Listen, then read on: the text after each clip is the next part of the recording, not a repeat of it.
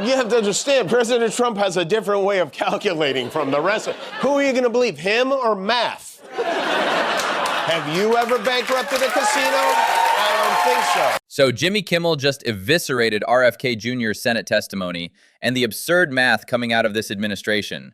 We're looking at a 600% versus 98% discrepancy that perfectly captures how Trump's team plays fast and loose with basic facts. Let's break this down. He claims that Trump RX has reduced prices by as much as 600%. 600%, which I think means companies should be paying you to take their drugs. President Trump has a different way of calculating. There's two ways of calculating percentage. If you have a $600 drug and you reduce it to 10, that's a 600% reduction. This is mathematically impossible. A 600% reduction would mean you're paying negative money. Companies would owe you cash for taking drugs. The actual figure of 98% is still impressive, but apparently not impressive enough for an administration that treats facts like suggestions. Now, the actual math is 98%, not 600%, but let's not get caught up in semantics. The jump from 98% to 600% isn't semantics, it's institutional gaslighting. When government agencies can't agree on basic statistics, public trust erodes. Add RFK Jr.'s spasmodic dysphonia affecting his voice, and you get this surreal Senate hearing where lies sound as strained as truth. And then we have our Secretary of Health, RFK Jr., who famously puts everything but alcohol in his body. Kennedy testified before two Senate committees today. The irony is devastating. RFK Jr. battled heroin addiction for decades. Now he's overseeing health policy while the previous point shows his department can't do basic math. His anti-vaccine stance already had medical professionals alarmed. This mathematical incompetence makes it worse. At this point, with all we've done to this planet, humans celebrating Earth Day is like Kanye celebrating Hanukkah. It doesn't matter at all. Republicans in the House today, they were supposed to have a vote on a bill that would narrow protections for endangered species. On Earth Day, they were doing this. Fortunately, the vote was postponed. We will kill the turtles on the Flag Day instead, but this planet is home to at least 8 million different species. Earth Day has become completely partisan now. Republicans consistently schedule anti-environmental votes on April 22nd as a middle finger to conservationists. The comedy here works because it highlights the absurd cruelty.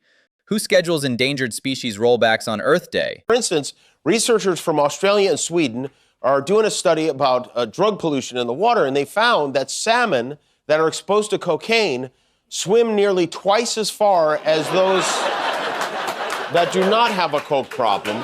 The study found that the cocaine salmon swim around 20% faster, and also they never shut up.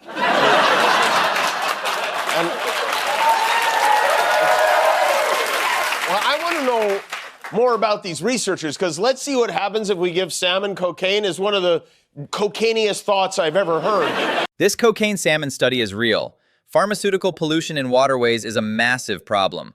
Antidepressants make fish aggressive. Birth control hormones disrupt reproduction cycles.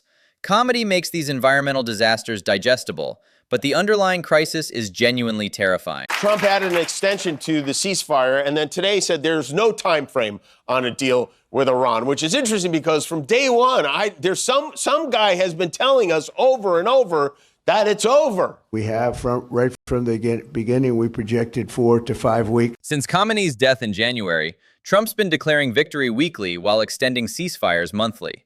The Iran situation has been stalemated for months, but he keeps moving goalposts. This pattern of premature celebration, then quiet extensions, defines his foreign policy approach completely. We've won this. This war has been won. We've already won the war. Militarily, we've totally won the war. I do see a deal in Iran, yeah. Mr. President. Could be soon. I would say that within 2 weeks, maybe 3. We are on track to complete all of America's military objectives shortly, very shortly. It could end very quickly, the war. We win regardless. We defeated them militarily. Well, you keep saying was. Is this war over? I think it's close to over, yeah. I mean, I view it as very close to over. This montage captures Trump's core strategy: declare victory early and often, regardless of reality. He did this with COVID, Afghanistan, trade wars. The Iran blockade continues, casualties mount, but the news cycle moves on once he claims we've won. I think what he's trying to say is the The war might not be over, but he is over the war. So. That line nails it perfectly. Trump's attention span for governing matches his audience's attention span for news. Declare victory, move to the next crisis, leave others to deal with consequences. It's governance by tweet thread, and somehow it still works politically. Follow along with this, because on April 9th, the mayor of New York, Mamdani, showed up at Citi Field. He hugged Mr. Met and Mrs. Met, and since then they've done nothing but lose, and many in the right-wing media are now blaming him. The New York Mets, they are on an 11-game losing streak, including, right after the mayor met and hugged the team mascot, Mr. Met. Socialist Mayor Zohran Mamdani can't do anything right. Do you blame Mamdani for the losing streak? Yes, absolutely. He's got a lot of New Yorkers that are really upset. New Yorkers are calling it the curse of Mayor Mambino. We need an exorcism in sports. The only way to reverse this, Sean, is President Trump has to come to a Mets game.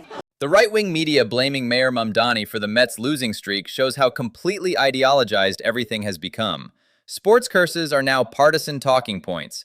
The suggestion that Trump could break the curse is hilarious given his record of spectacular failures. The only way to stop a loser is with an even bigger loser. I looked into this. I think I might have it figured out. I think this has nothing to do with the mayor. Something changed at Citi Field this season. Trump lost the popular vote twice: the presidency, multiple lawsuits, his social media platform's value, and his criminal cases. Calling him a bigger loser than the mayor is mathematically accurate. The comedy structure here builds perfectly toward the real explanation. This is 2024. Men feel uncomfortable and don't pee next to men urinating. Fights can happen when men look at the penis of other men. Do you find that to be true, Guillermo? I don't think so. Well, I guess they listened to James and they put in his precious wiener shields, and now we lost 12 games in a row.